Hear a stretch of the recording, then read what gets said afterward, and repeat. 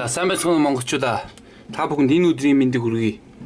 Өнөөдрийн бичлэгийн шийдвэр бол жингээ яаж зөв үзэх үү, тэгээд яагаад жингээ зөв үзэх бол маш чухал бай. Тэгэхээр юуны төрөнд та бүхэн бодож иж магадгүй одоо ямар тэнэг нь одоо жингээ зөв үзэж мэддэг байна гэж бодож иж магадгүй. Тэгэхдээ яг үүндээ бол маш олон хүмүүс жингээ бол буруу үздэг. Тэгээ буруу үзэх нь угаасаа аргагүй байх та. Угаасаа жин зөв үзэхийн тухай бол ерөөсөө сурж байгаагүй, заалгасч байгаагүй учраас тэгэхээр юуны төрөнд яагаад жингээ зөв үзэх чухал бай гэдгийг тухай жоохон ерөнхий мэдээд өгье гэж бодож байна. Тэгэхээр зөв хэрэг та бүхэн жингээ буруу үзвэл нэгдүгээр сэтгэл санаагаараа унна шүү дээ. Яагаад гэвэл хэрэг өөрөө яг жингээ хасчихна гэж бодъё. Тэгэхээр өөрөө нэг кил хассан байхад чинь жингээ буруу үснээс чинь болж тэр кил чинь өөрөө чинь нэг кил хассан гэж заахгүй байх гэсэн үг шүү дээ. Тэгэхээр өөрөө жингээ хасж байгаа мөртөө хасахгүй байх гэж бодоод тэгээд сэтгэл санаагаар унах магадлал өндөр шүү дээ. Өөр нэг шалтгаан гэвэл биднээс жингээ үтснээр жингээрээ биднээс хоолны дэглэн ба тасгарын хуваарьт өөрчлөлт оруулах шаардлага байна уу байхгүй байна уу гэдгийг олж мэднэ шүү дээ. Хэрвээ биднээс жингээ буруу үтснээс болж буруу ойлголт аваа тэгээд тасгарын хуваарьтандаа ба хоолны дэглэмд өөрчлөлт оруулах шаардлагатай байна гэдээ ямар ч хэрэгцээгүй үед өөрчлөлт оруулна гэсэн үг шүү дээ. Ягаад гэвэл жинг чин буруу үзэгдээ жин чин буруу зааснаас чинь болж.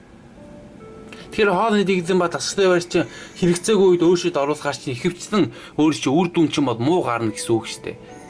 Тэгэхээр одоо би та бүхэн жингээ яаж зөв үзэхийн тухай жоо ерөнхий мэдээлэл өгье гэж бодож байна. Тэгэхээр жингээ зөв үзэхэд юуны түрүүнд нэг адилхан кит хэрэглэх хэрэгтэй. Тэгэхээр өөрөө өнөөдөр нэг өөр кит хэрэглээд маргааш нь өөр кит хэрэглээ тэгээд дараа нь өөр кит хэрэглэнэ гэсэн үг шүү дээ. Хэрвээ анхны удаага нэг кит дээр зогссон бол яг тэр адилхан китээ хэрэглэнэ гэсэн үг шүү дээ. Ягаад гэвэл кит болгон зөрүүтэй заад. Нэг кил дээр өөрөө 76 кил гэвэл нөгөө кил дээр өөрөө 77 78 байх жишээтэй. Тэгэхээр зарим килүүд ойролцоо байдаг ч гэсэн их кил бол зөрүүтэй байдаг. Тэгэхээр нэг кил дээр үзнэ гэсэн үг шүү дээ. Юуны төрөнд. Хоёрт гэвэл та бүхэн жингээ үзэхдээ өглөө босоод үзэх хэрэгтэй. Тэгэхээр өглөө босоод хамгийн түрүүнд та бүхэн 0 ороод шээх хэрэгтэй. Тэгэхээр хэрэг баах хэрэгтэй бол баагаад баах шаардлага байхгүй бол баах шаардлагагүй. Тэгэхээр шээх хэрэгтэй. Тэгэхээр өглөө босоод шээсний дараа шууд жингээ үзнэ гэсэн үг. Тэгээ жингээ үзэхдээ та бүхэн яг нэг адилхан хувцастай үзвэл хамгийн тохиромжтой. Тэгэхээр нэг удаа үзэхдээ цамц өмсөд үзээ, нөгөө удаа үзэхдээ бол бандажтайгаа үзнэ гэсэн үг биш шүү дээ. Нэг удаа үзэхдээ бандажтайгаа үзсэн бол тэгээд дараагийн удаа дандаа бандажтайгаа үзнэ гэсэн үг шүү дээ. Тэгэхээр яагаад өглөө босоод үзэх шаардлагатай вэ гэвэл биднээс хэрэг өглөө үзэхгүй өдөр юм орой үзэхэд бол биднээс хоол идчихнэ, ус уучна. Тэгэхээр тэр өдөртөө хэрэг хоол идсэн, ямар хоол идсэн, бас дасгал бэлтгэл хийсэн үү, хийгээгүй юу, хаашаа явсан, дээр нь хэрэг уусан энтрээс ч хамаарч тэр жинчин бол өөр вэ шүү дээ. Одоо нэг жишээ хэлэхэд бол би өглөө үзэхэд бол 86 кг байдаг. Харин орой юм өдөр үзэхэд бол би 88 буюу 89 кг болчдөг. Тэгэхээр өглөө үзэн орой үзсэн хооронд бол би 3-аас 2 кг-ийн зөрөөтэй байгаа үстэй. Харин өглөө үзвэл тэр кил чинь дандаа яг нэг ижлэгэн ба яг 100% яг цэвэр байна гэсэн үг шүү дээ. Ягаад гэвэл өчигдрээ идсэн хоол ба уусан ус чинь бол шингэчин гэсэн үг шүү дээ. Тэгээ өглөө шээгээд бага гаргах чинь гэсэн үг шүү дээ. Ягаад гэвэл шүнжэнгөө өөрөө юу ч идэхгүй байх шүү дээ. Унтж байгаа үедээ. Тэгэхээр чинь яг өглөө үзэхэд бол тэр килограм чинь 100% дандаа зөв гарна. Тэгээ яагаад зөв гаргах чухал вэ гэвэл кил чинь зөв гарснараа биднээс тасгарын хуваарьтандаа өөрчлөлт оруулах шаардлага байна уу үгүй гэдгийг мэднэ. Хоолны дэглэмд өөрчлөлт оруулах шаардлагатай байна уу үгүй гэдгээ мэднэ. Тэгээ бас яг үр дүн гарч ийн үгүй юу гэдгийг яг 100% мэднэ гэсэн үг шүү дээ.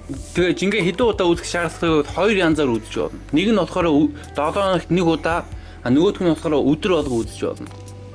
Хоёулаа бол ер нь яг адилхан. Тэгэхээр жингээ үзэх юм бол өөрөөс чинь хамаарна. Хэрэв өөрөө өдөр болго үзмээрээ өдөр болго үзэж болно. Хэрэв өөрөө 7 хоногт нэг удаа үзмээрээ 7 хоногт нэг удаа үзэж болно. Тэгэхээр хэрэв өөрөө өдөр болгон үзмээрээ өдөр болгон жингээ үзээд тэгээ тэр 7 хоногийнхоо жингээ нэмээ тэгээ 7 тав хахад бол тэр 7 хоногийн дундаж жинчин гараад ирнэ. Хүмүүсийн ерөн гаргадаг их алдаа бол өглөө ерөөсөө жингээ үздэг шүү дээ. Тэгэхээр өдөр үзнэ, орой үзнэ, янз бүр үзэж байгаа болохоор өөр кил чин дандаа өөр гарна, зөрүүтэй гарна.